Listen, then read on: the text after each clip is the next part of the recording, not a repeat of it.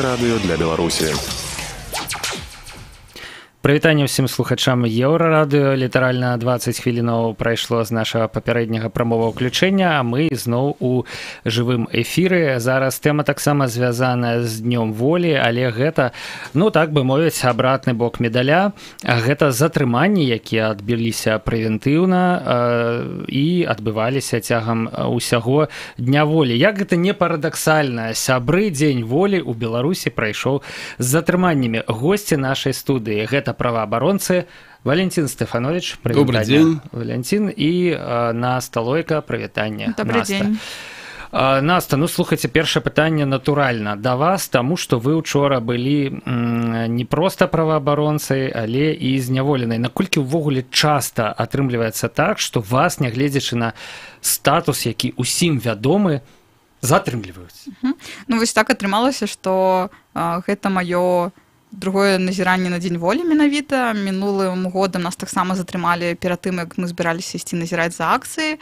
І, канешне, гэта не вельмі добрая тэндэнцыя, якая вельмі нас непакоіць. І ўвогуле это пытанне, наколькі мы можам ажыццяўляць нашы функцыі незалежных назіральнікаў.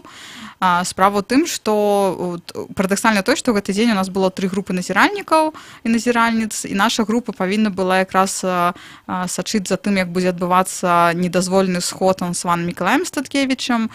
І менавіта нашу групу цалкам поўным складам, хто паспеў дайсці ў гэты момант, і затрымалі пад рэстаранам Лідо.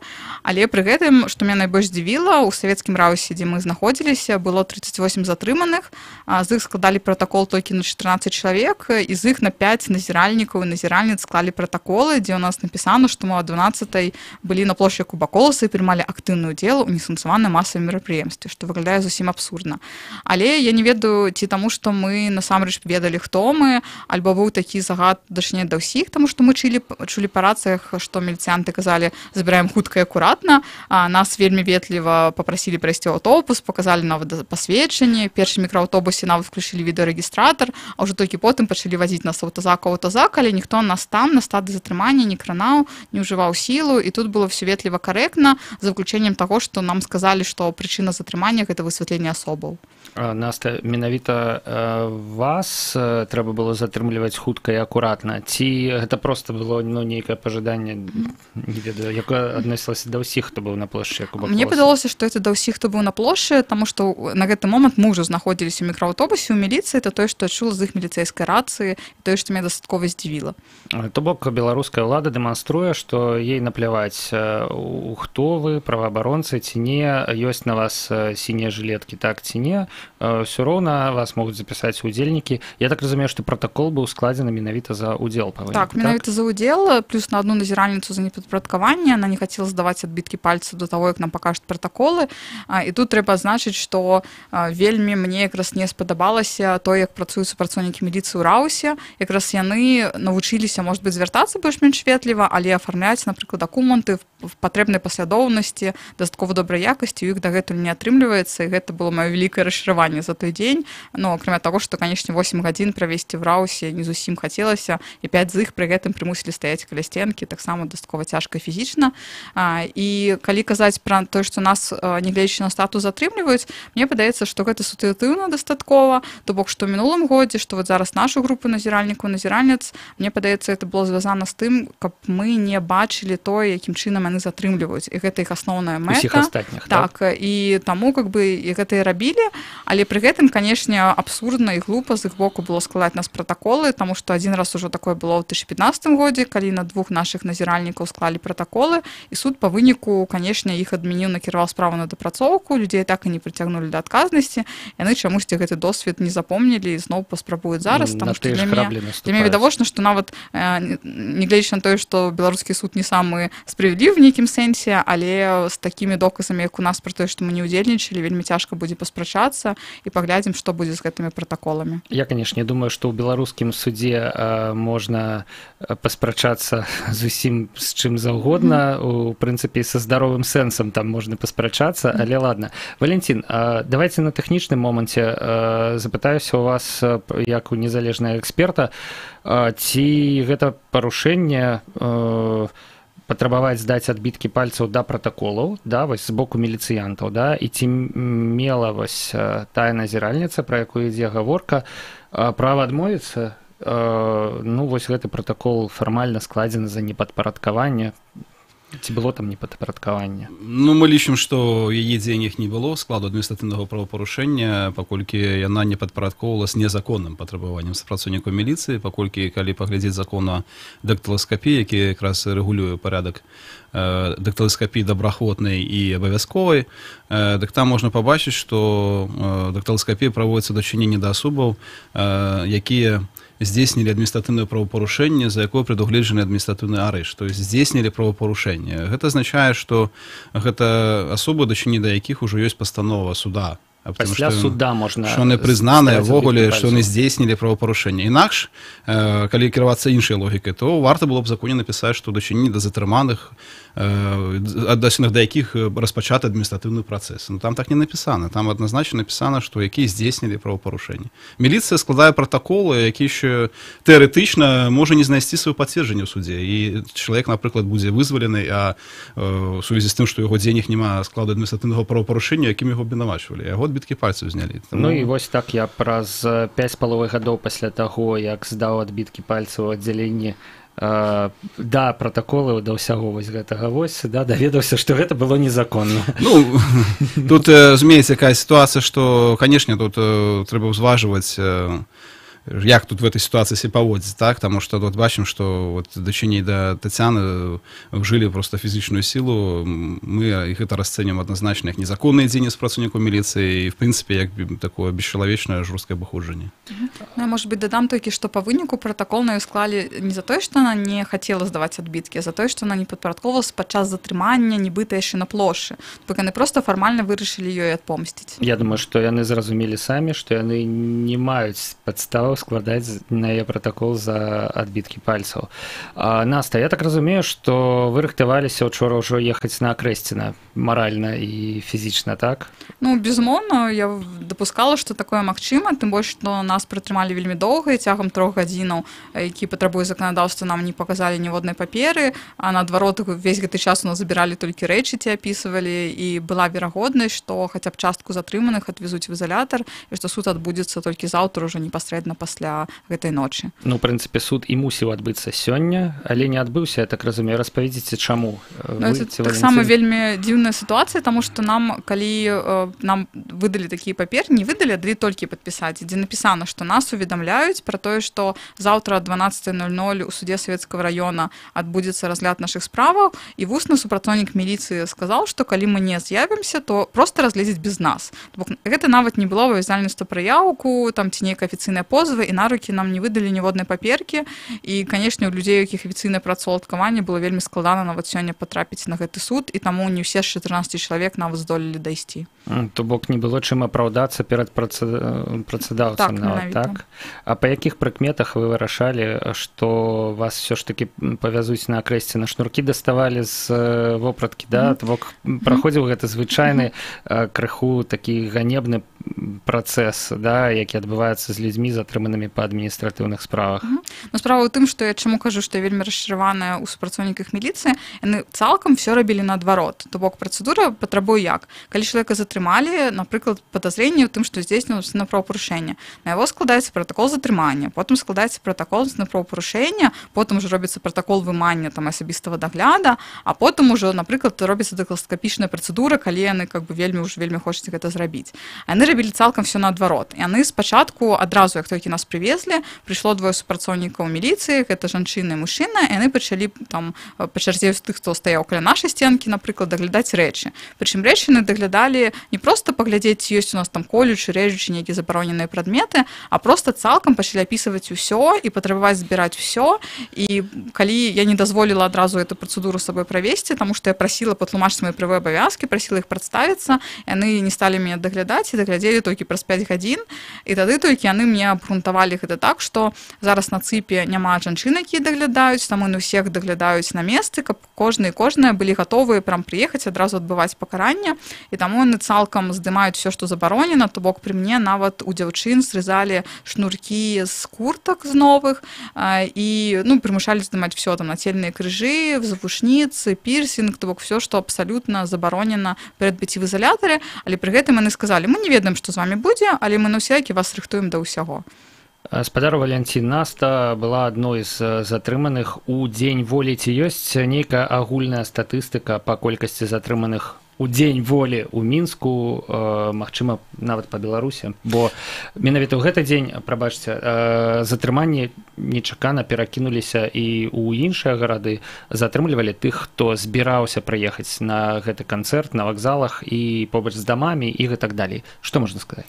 Натуральна, што мы не прэтэндуем на поўную дакладнасць, таму што это досыць і складана. Бо гэта мінімальныя лічбы. Так, но да нядаўняга часу мы казалі пра не менш як 110 чалавек затрыманых у 12 гарадах Беларусі, але вот зараз мы збіраем інфармацыю па Менску, і там ужо прозвішча 66 чалавек, таму я думаю, што верагодна рэальная так лічба каля 170 там чалавек, і я паўтаруся, што это не меней за 170. Мінск 66 чалавек, і па ўсёй Беларусі яшчэ атрымліваецца не менш за 104, блізу 100 чалавек.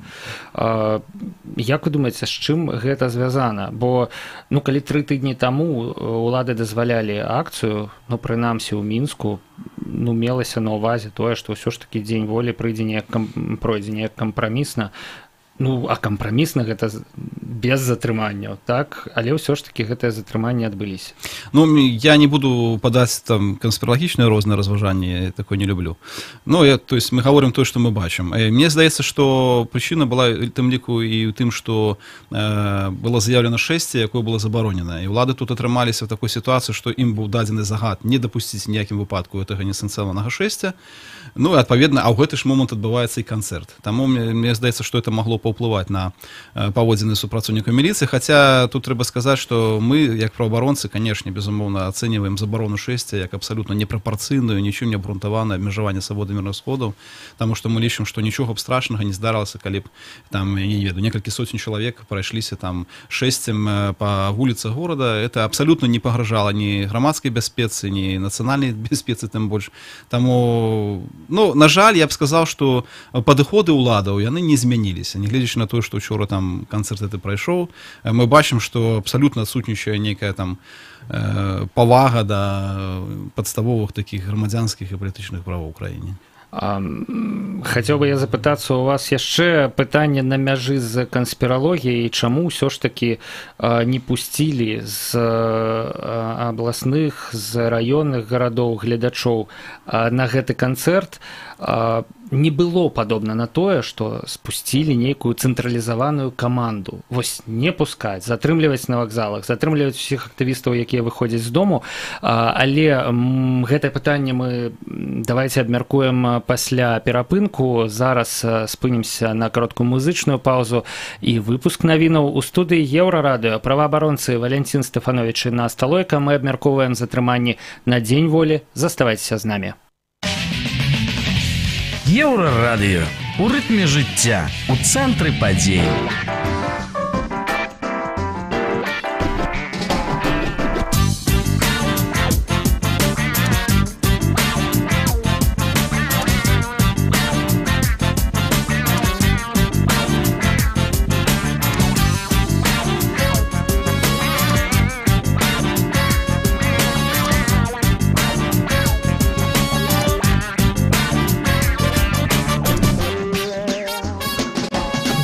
Опана!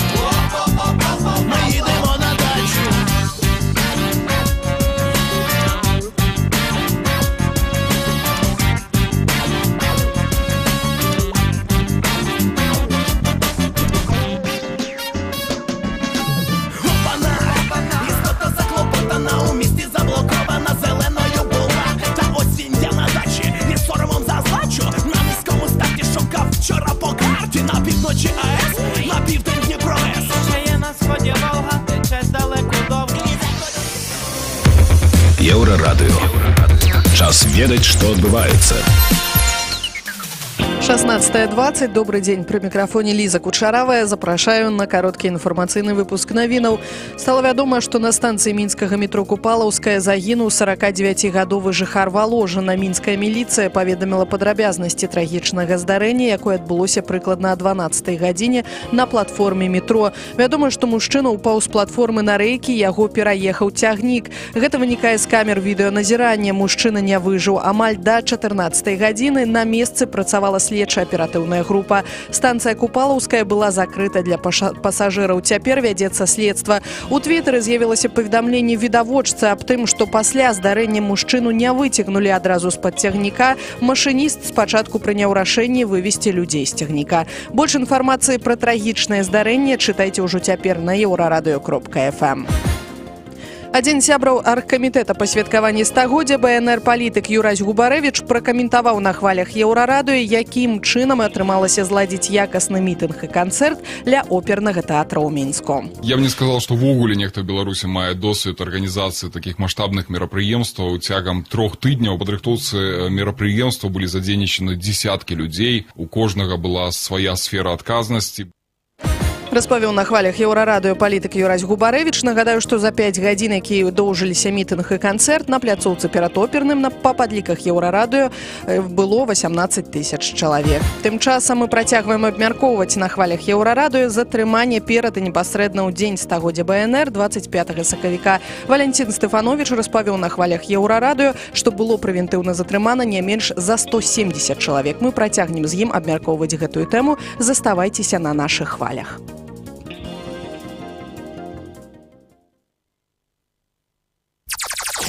Еўрапейскае радыё для Беларусі. Вяртаемся ў жывы эфір Еўрарадыё. У студыі у нашай праваабаронцы Валентин Стэфанович, прывітанне яшчэ раз. Добрый день. І Наста Лойка, прывітанне яшчэ раз, Наста. Вітаю. Мы абмяркоўваем затрыманні, якія адбыліся прэвентыўна і ў дзень волі 25 сакавіка. Так, на чым мы спыніліся? Як вы думаеце, ці быў загад спушчаны па рэгіёнах, да, вось такі цэнтралізаваны, затрымліваць, ці там не затрымліваць, да? Ці ўсё ж такі гэта ўсё такая самадзейнасць чыноўнікаў і міліцэйскіх чыноў на месцах? Ну, в нашей краіне я вот неяк не веру ў самадзейнасць мясцовых чыноўнікаў. І я думаю, што загад быў. У кожным рэгіёне спецслужбы і міліцыя ведаюць актывістаў, актыў як бы асноўны. І мы бачым, што, в прынцыпе, збольшага іх затрымлівалі. Сітуацыя такая дваістая атрымалась. З аднаго боку канцэрт дазволены і мітынг дазволены каля опернага тэатра, з іншага боку шэсце не дазволеныя. І з самага верху, так сказать, кіраўніцтва краіны ёсць чёткая установка не дапусціць ніякіх несанкцыянаваных шэсцяў. Ну, мясцовыя супрацоўнікі там КГБ і МУС вырашылі, што лепш не пусціць, а то мала што. Там же ж не напісана ў чалавека, там, куды ён там едзе, на канцэрце, на шэсце. Ну, вот такім чынам, мне здаецца. Наста, як вам здаецца? Ці змяняюцца стасункі ўладаў і грамадзянскага, ну, і грамадства, уласна кажучы? Ці ўсё ж такі гэта дзень волі, гэта, ну, я не ведаю, такі часовы кампраміс, прадыктаваны абсалютна нейкімі іншымі палітычнымі, не ведаю, знешнепалітычнымі чыннікамі, а не тым, што ўлады вырашылі раптам прызнаць БНР? Ну, у гэтым годзе, мне падаецца, была цікавая сітуацыя, таму што ў мінулым годзе ўсё ж такі была відавочная моцная залежнасць ад таго, што адбываецца ў Расіі, дзе паралельна адбываліся масавыя мерапрыемствы, і былі такія паралельныя, вельмі падобныя разгоны. У гэтым годзе ж беларускія ўлады відавочна спрабавалі самастойна нейкім чынам сфармаваць сваю пазіцыю. І тут вельмі часта мы бачым, як в такіх так званых перыядах лібералізацыі, ці яшчэ в чымсьці, калі яны нібыта і хочуць штосьці паспрабаваць, а потым пачынаюць баяцца робіць адкат.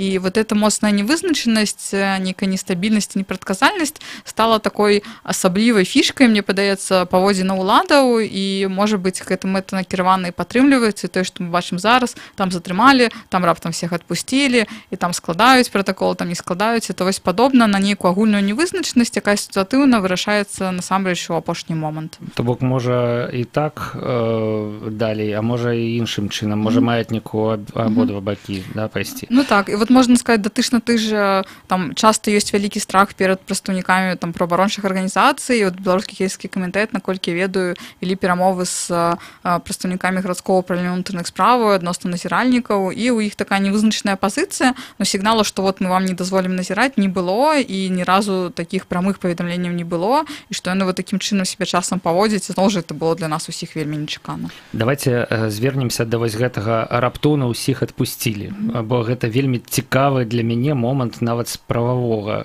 гледзяшча. Нагадаю, што 21 сакавіка пачаліся першыя прэвентыўныя затрыманні. Уладзімир Някляеў быў затрыманы, Вячеслав Сіўчык быў затрыманы, Максім Вінярскі. Яны сустракалі як Яўген Афнагель і Леонід Кулакоў, затрыманыя праз 2 дні. Усе сустракалі дзень волі 25 сакавіка ў цэнтры ізаляцыі правапарушальнікаў, але нечакана выйшлі з гэтага цэнтра ізаляцыі правапарушальнікаў увечары 25 сакавіка. Я так разумею, без аніякіх тлумачэнняў. Някляеў распавядаў, што яго ледзь не выпхнулі, да, з цэнтра ізаляцыі, да, і без аніякіх папераў. Валентин, што гэта было? Ну, мне нават цяжка. Ну так, ну тут, да, з правового пункту гледжання ацэньваць эту сітуацыю. Я, конечно, вельмі рады, што іх вызвалілі, безумоўна. Вось, але што тут кепска? Кепска тое, што пастанова судоў, якія вынеслі адміністратыўны арышт, яны ж не адмененыя, то есть іх не вынес там пратэст прокурор, не адмяніў вышэйстаячы суд. Это азначае, што гэтыя людзі ўсё адно знаходзяцца пад пагрозай зняволення, але они не ведаюць, калі это адбудзецца. У нас даўно ўжо пачалі вот прымяняць некую практыку такіх асуджэння на суткі на перспектыву. То есть суд выносіць пастанову, людзей не затрымліваюць, хаця в кодексе мы читаем, что постанова суда об административном арышце, она выконваецца неадкладна пасля вынесення, да, і так як бы раней практика это і працавала заўсёды. А тут чалавека вызваляюць і кажуць, ну потым як-небудзь там ты адседзеш, да, калі спатрэбішся, калі будзе нагода і патрэба ізаляцыі чалавека, яны ўзгадаюць, а ты там у нас там год назад там суткі не адседзеў. То есть это з правового пункту гледжання абсолютно для мяне ситуация незразумелая. Якім яны зараз статусе, дарэчы, вот хто мне скажа. А скажыце, увогуле, вот ці можна адбываць адміністрацыйнае пакаранне па частках? Ну, ці здараюцца такія прэцэдэнты, да? То бок зараз, мне здаецца, здараецца, ну, чыста фармальна, менавіта гэта. То бок Някляеў адбыў 4 дні там з 10 і выйшаў. Ну, есть адтэрміноўка выканання пастановы, ну, але зноўку ж это ўсё адно рэгулюецца працэдурна, то есть пікап прадугледжвае, так, і там могуць адтэрмінаваць, і там распісана пры якіх умовах, там, ну, я не ведаю, там хвароба, нейкі цяжкі сямейны абставіны. Але адтэрмінаваць цалкам ці... Ну, адтэрмінаваць адбыццё, а па частках, ну, такого в пікапе так вось менавіта цікава, а ці не будзе гэта, ці немагчыма гэта трактаваць, калі ізноў за той же самы артыкул, за які Някляеў уже сюда на вось гэтыя суткі яго забяруць зноў, ці не будзе гэта пакараннем двойчы за адно і тое ж. То бок, ну, атрымліваецца, калі лічыць, што ён па-ранейшаму на кручку, да, і калі лічыць, што ён не адбыў вось свае суткі за тое пакаранне, ну, што вось так? Ну, ведаеце, я тут кажу, што з правового пункту гледжання это каментаваць немагчыма, таму што калі ў краіне няма правілаў, то як бы юрысты не надта патрэбныя такой краіне. Таму тут мы бачым, што вось можа быць і так, і гэтак, і як заўгодна. Таму не ведаю, ну, трэба будзе, напэўна, напісаць куды-небудзь і запытацца, што это азначае такого. А на стаць у вашай практыцы было, каб каго-небудзь выпускалі на нейкі час, а пасля вярталі дасядзець? Ну, я прыгадваю адзін выпадак, які якраз не вярталі дасядзець, гэта было год таму, калі затрымалі сярод затрыманых прэвентыўна перад 25 сакавіка, была адна грамадзянка Польшы, і на яе склалі пратакол, там нібыта она лаялася матам, не падпарадковвалася, і ёй далі 15 сутак, і там умешалася польская амбасада, і ёй праз 3 сутак просто на, я так разумею, з дапамогай амбасады вывезлі, привезлі на мяжу, і там паставілі штамп пра тое, што яна з'яўляецца там забаронен в'езд цягам 5 гадоў, потым па зваротах ёй адказалі, што паколькі на спісе асобаў знаходжання, якім на тэрыторыі Беларусі забаронена альбо непажадана, і справа ў тым, што яна па факце не дасядзела сваіх 12 сутак яшчэ дадатковых, і невядома, што з ёй будзе пасля таго, як яна ўсё ж такі в'едзе на тэрыторыю Беларусі, таму што мы ведаем, што адміністратыўны арышт, он вісіць пажыццёва, і тэрмін ніяк не рэгулюе, калі сыдзе тэрмін даўніны. То там тэрмін даўніны напісана так, што не выконваецца пастанова суда, калі яна не была скіравана на выкананне на працягу 3 месяцаў, да? Але а тут якраз таки яна была скіраваная, да, і людзі ўжо трапілі ў цэнтр изоляцыі. Безумоўна. Я просто прыгадваю выпадкі, калі людзі шпіталь траплялі з ЦИПа, і потым іх они дасіжвалі, такое было. Але зноўку ж звычайны грамадзянскі шпіталь маецца на увазе, напрыклад, у бальніцы хуткай медычнай дапамогі. Дакладна, іх выклікала хутка іх шпіталізавала, і пасля ўжо там они еще дасіжвалі. Але в любым выпадку это была такая, ну, іх шпіталізавалі, там была некая ситуация паведная, прычына была. Працэдура нармальная, да, апісана. Ніякай працэдуры. Наста, як вы лічыце, чым працягнецца ваша гісторыя іншых назіральнікаў? І вось яшчэ адзін невызначаны момант. Вас да суда адпусцілі, а я так разумею, што нейкіх затрыманых 25 сакавіка людзей не адпускалі да судоў, так? То бок, вось колькі іх, да? Колькі тых, хто вось проста зараз затрыманых на дзень волі застаецца за кратамі? Ну, па той інфармацыю, якую я ведаю, там, з другой часткі у нас вельмі цікава, 7 чалавек з нашага рауса, іх выводзілі так же, як нас там з актавай залі аддавалі ім рэчы, але па выніку іх там з задняга дворыка пасадзілі ў аўтазак, кудысьці вывезлі, і мы даведаліся праз там 2 гадзіны, што іх таксама выпусцілі. То бок мы былі ўпэўненыя, там былі актывісты, у тым ліку тыя, у кого віселі ўжо адміністратыўныя арышты, што яны будуць хаця бы ночы, там быў святар, напрыклад, у такіфальнай праваслаўнай царквы, які прыйшоў на плошчу Якуба Коласа, і ўсіх па выніку адпусцілі, і так же, як і нас, якіх вось праз галоўны ўваход такім жа чынам выйшлі, ім таксама сказалі явіцца сёння 12, і іх справы так же, як нашы, не прывезлі. І я чытала інфармацыю таксама праз рэгіёнаў, што шмат каго затрыманых таксама вызвалялі, і наколькі я ведаю, пад вартай нікога не пакінулі па выніку, і усе людзі зараз знаходзяцца на волі, то бок было падобна на нейкую амністыю з нагоды свята, абсалютна незразумела па працэдуры. Я думаю, што это не амністыя, а проста ўлады тут зноўку ж стараліся захаваць такі пэўны баланс. То есть была сітуацыя, калі ім трэба было прысекчы любымі шляхамі там эти непажаданыя шэсці. Ну а потым нібыта всех вызвалілі і сказалі: "Ну, бачыце, мы ж нікого не пасадзілі, всё нормально". Типа не было. Не было. Это бурные выходные, ну просто, а вось никого в тюрьме нету. А вось гэтая сітуацыя з тым, што справы не прывезлі, гэта яны не накіраваныя на дапрацоўку, а проста як бы не гатовыя яшчэ, да? Ну, пры нас справы цалкам фармавалі, як мне падалося, яны збольшага былі, і тут можа быць некалькі варыянтаў, да? Альбо насамрэч яны іх пакуль прытрымалі, пакуль не прыйдзе нейкі загад і не дастаць, калі спатрэбіцца, альбо, в прынцыпе, в беларускіх рэаліях могуць проста пазней без нас прывесці в суд асудзіць, і мы таму там спецыяльнае хадайніцтва заявы пакінулі в суде, каб нас азнаёмілі з матэрыяламі справы, як той, які туды прыйдуць, але астатнія как бы людзі, канешне, наўрад ці гэта зробяць, і верагоднасць таго, што асудзіць без іх ёсць, і адбыцца можа быць все што заўгодна. А насамрэч могуць гэтыя справы спыніць самастойна, але адразу могу сказаць, што паколькі там быў канвеер, якасць гэтых дакументаў настолькі нізкая, што абсолютно ўсе гэтыя справы вельмі лёгка накіраваць на дапрацоўку. А ці магчымая такая сітуацыя, што нехта з тых, каго затрымалі на плошчы Якуба Коласа 25 сакавіка, будзе асуджаны завочна, будзе прысуджаны да сутак, ну, пастановай суда, не будзе пра гэта ведаць, і, напрыклад, 24 красавіка напярэдадні мы яшчэ не ведаем дазволенага ці недазволенага, але меркаванага шэсця будзе затрыманы і адпраўлены на пару дзён, на 5 дзён, не ведаю, на колькі дзён адбываць свае суткі. Ну, в Беларусі магчыма абсолютна ўсё, і такое не выключана. Ну, у іх ёсць 2 месяца ёсць зараз для прыцягнення да адміністратыўнай адказнасці. Калі на працягу 2 месяцаў суды не адбудуцца, то... Ну, але цікава, што гэты суд можа адбыцца ўвогуле без чалавека, да? Але я так разумею, што ўсё ж такі чалавека нейкім чынам, ну, яго мусіць папярэдзіць. Ну, ввогуле мусіць, таму што ўсё ж такі, калі чалавека уведамілі належным чынам, ён не з'явіўся, тады разглядаецца адсутнасць. А так, все ж таки, ён мусіць прысутнічаць, бо ён же ж мае там пэўныя працэсуальныя правы, так? Прадставіць свае там доказы нейкія, там, ці не прадставіць, я не ведаю, там, яшчэ не розныя там адвакатам скарыстацца дапамогай і так далей. Ну, раней, дарэчы, была пастанова пленуму Верховного суда на эту тэму па парадку разгляду справ о адміністратыўных правапарушэннях. Там досыць падрабязна все это былі рэчы распісаныя, ёй адмянілі, новай пакуль што няма, таму вось. Якія высновы можна зрабіць з таго, што адбылося напярэдадні і менавіта 25 сакавіка? Вось, Валентин. Ну, для мяне тут некалькі рэчаў, якія напрошваюцца якасці выснову. Па-першае, вось занадта вялікі аптымізм адносна гэтых падзеяў, ён, мне падаецца, не спраўдзіўся.